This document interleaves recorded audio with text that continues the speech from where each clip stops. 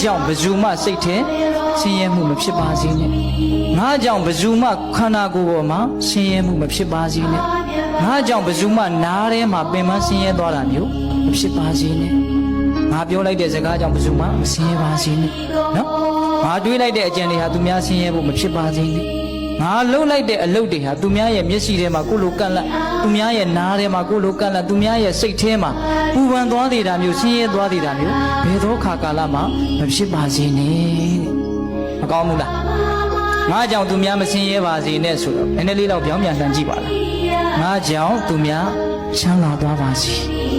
ကောင်းတယ်နော်ဒီကိစ္စမိုင်းမြငါကြောင့်ပါလေသူများချမ်းသာသွားပါစေ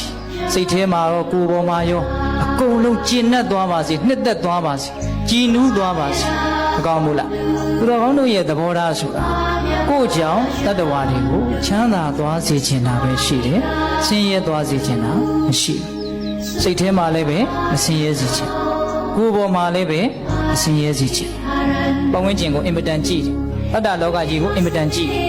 နော်ကိုယ်အပြောလေးတစ်ခွန်းကြောင့်ကိုယ်အလုပ်လေးတစ်ခုကြောင့်ဘယ်သူမှစိတ်အနှောင့်အယှက်အကုသို့ဖြစ်မသွားစေချင်ဒါလေးကိုနားထဲမှာပဲ့တင်ထပ်ထားစေချင်တယ်နော်